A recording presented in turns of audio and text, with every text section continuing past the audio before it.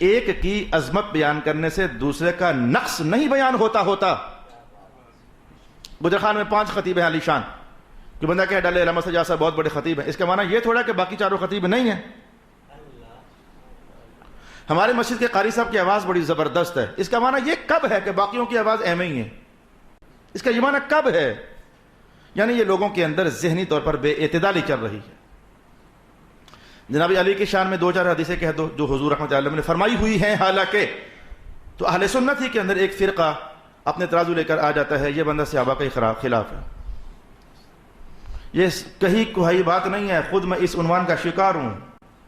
جناب علی کی 2 باتیں کر دوں تو یہ بندہ علامہ صاحب امیر معاویہ کے خلاف ہیں. میں نے کبھی جواب نہیں دیا، کبھی ضرورت ہی نہیں سمجھی. مجھے پتا کہ میرا حساب اللہ کے پاس ہے.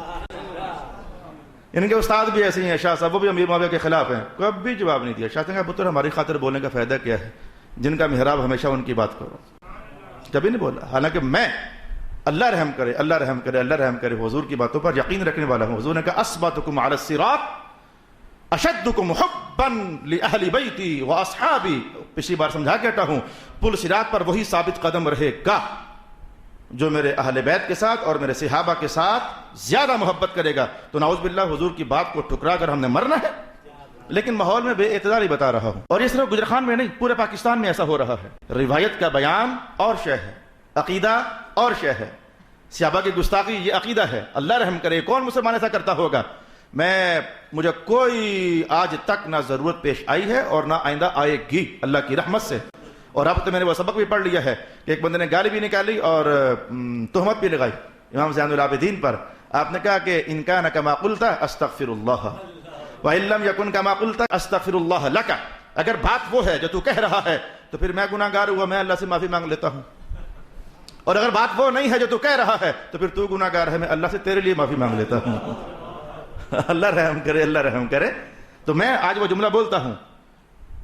ایک فریق نے تو جا کر گجرخان سے شاہ صاحب کے ہاں شکایت لگا دی کہ اکبر جو ہے وہ اہل بیت سے محبت نہیں رکھتا. شاہ صاحب نے کہا آپ اپنے گھر تشریف لے جائے، مجھے پتا ہے کہ میں نے اپنے بچوں کو کیا پڑھا کر بھیجا ہے.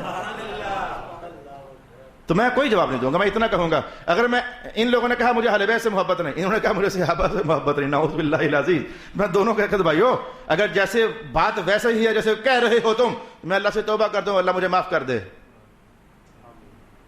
اور اگر بات ویسے نہیں ہے جیسے تم کہہ رہے ہو پھر میں کہتا ہوں اے اللہ ان دونوں کو معاف کر دے. بات ختم.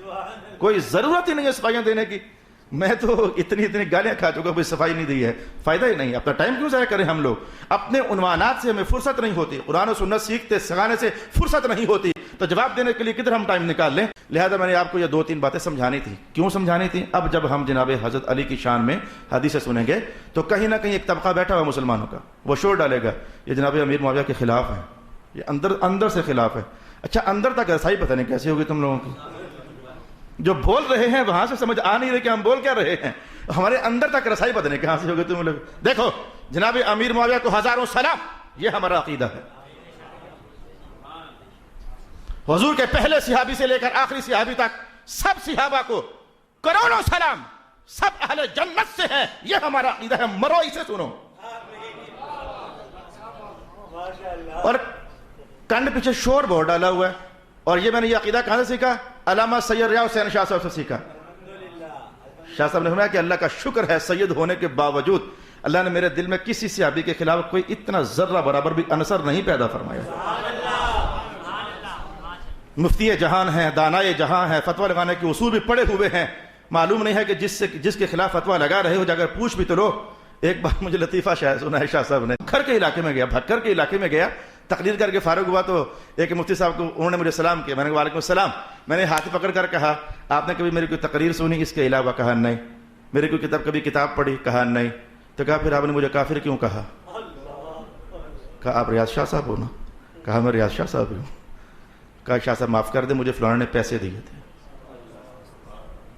مجھے معاف کر دے پیسے دیے تھے. فتویٰ نویسی کے اصول پڑھتے ہو. میں بھی آج تک زندہ مجھ سے آ کر پوچھ لو آپ جناب امیر معاویہ کے خلاف ہو، مجھ سے پوچھ لو آ کر. تم میں ہمت نہیں ہوگی پوچھنے کی. میں خود کہتا ہوں نہیں خلاف ہو، ہمارے آقا ہیں. تم میں ہمت نہیں ہوگی. یہ میں نے کہاں سے پڑھا ہے؟ اپنے مشائخ سے پڑھا ہے. ہمت تو پیدا کرو، کبھی میرے ساتھ چلو، اور ہم شاعری کے ساتھ جانا چاہتے پوچھنا چاہتے ہیں، جا کر ان سے پوچھنا چاہتے ہیں کہ آپ جناب امیر معاویہ کے خلاف ہیں، مجھے میرے ساتھ چلو جا کر پوچھ لیتے ہیں. یہ ہمت نہیں، لیکن ادھر ادھر ادھر ادھر ادھر ادھر کھسر پھسر کھسر پھسر. قیامت دور نہیں ہے سونےو، دل کی حالات تم نہیں جانتے ہو، اللہ خوب جاننے والا ہے.